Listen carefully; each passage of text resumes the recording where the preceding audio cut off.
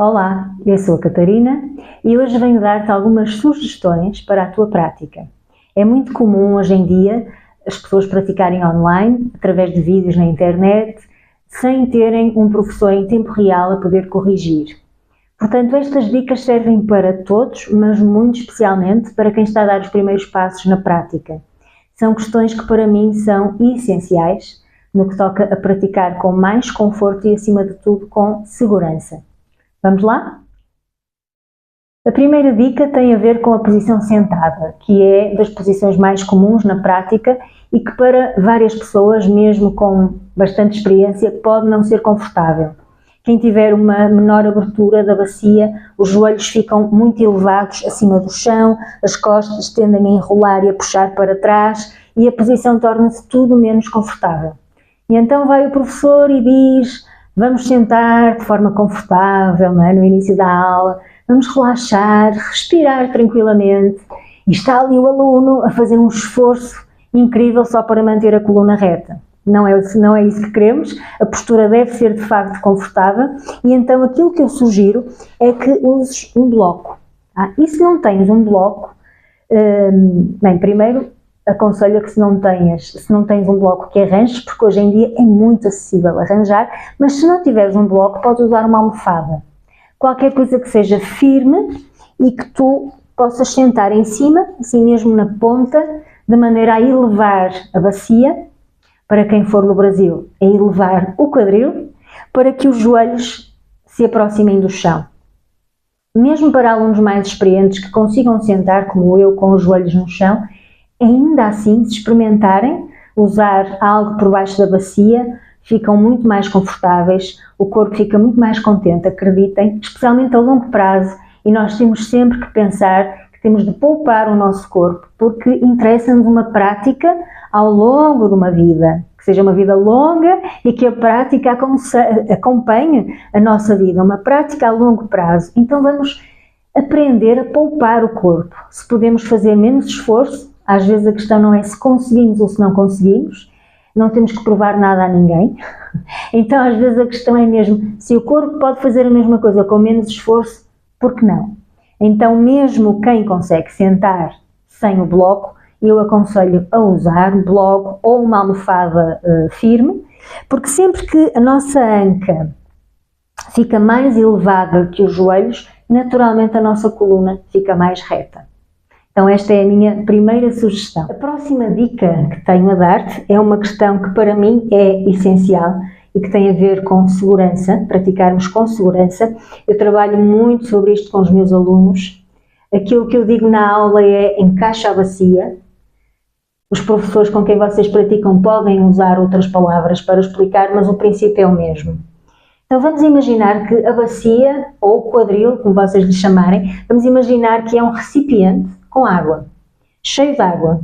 E nós queremos manter esse recipiente numa posição neutra para que a água não caia, nem para a frente, nem para trás.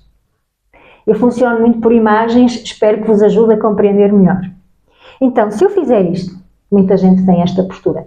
Barriga solta, normalmente isto é acompanhado com esta curvatura, a acentuação da curvatura aqui da dorsal. O que é que acontece se isto fosse um recipiente com água? A água estaria a cair para trás. Nós não queremos. Mas tampouco queremos isto. Tampouco queremos que a água caia para a frente, ou seja, empinar aqui a bacia. Até porque, olha, a minha lombar diz-me logo não, isto não. Isto coloca pressão na lombar desnecessária. Então o que nós queremos é isto, é neutro. Eu não gosto de dizer retroversão ou anteversão, são estes movimentos que a bacia faz. Primeiro porque a maior parte das pessoas nem conhece estes termos. E segundo porque retroversão, que é isto, se for feito em excesso, vai dar aquele movimento que eu falei, lá está a água a cair para trás. Então eu gosto simplesmente de dizer bacia encaixada. Uma postura neutra aqui da nossa bacia. A água não cai nem para a frente nem para trás. A mim ajuda-me essa imagem, e os meus alunos ajudam essa imagem do recipiente da água, mas se nós pensarmos e sentirmos no nosso corpo, e convido-te a ficar em pé e a sentir o que é que acontece quando fazemos isto? Naturalmente há uma ativação da musculatura abdominal inferior e naturalmente há uma ativação dos glúteos.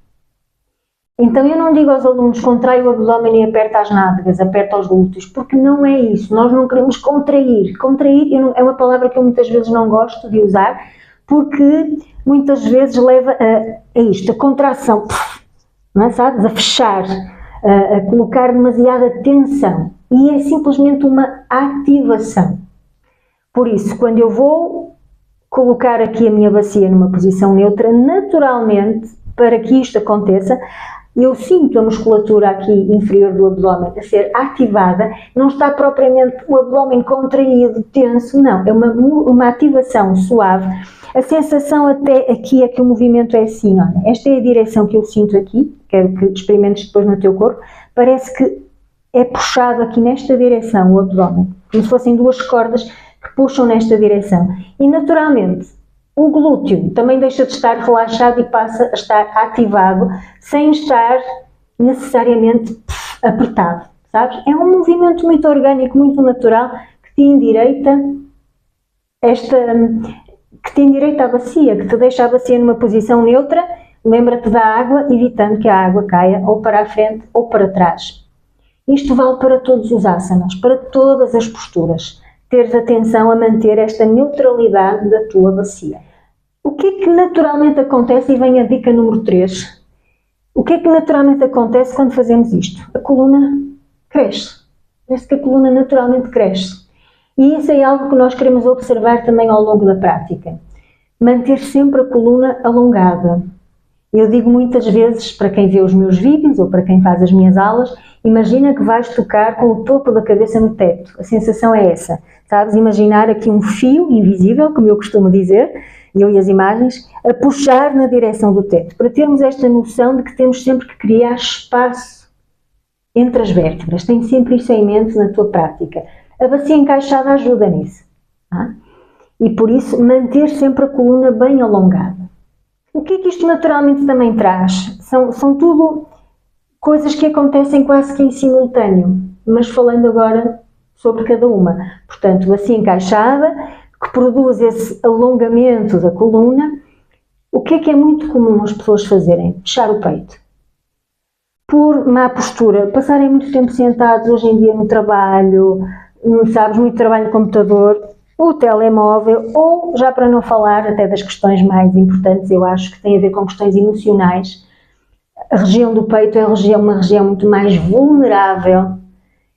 E por isso, quando nós estamos em stress e nos sentimos em stress, que é quase um estado natural, infelizmente, da maior parte das pessoas, para nos protegermos, o que é que fazemos? Fechamos.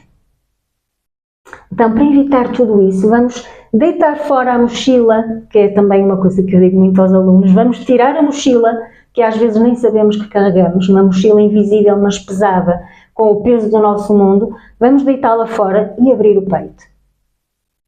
Só que o que é que acontece muitas vezes quando eu digo aos alunos, abre o peito? Fazem isto. Estás? A professora lembra, eles estão esquecidos e de repente vamos abrir o peito.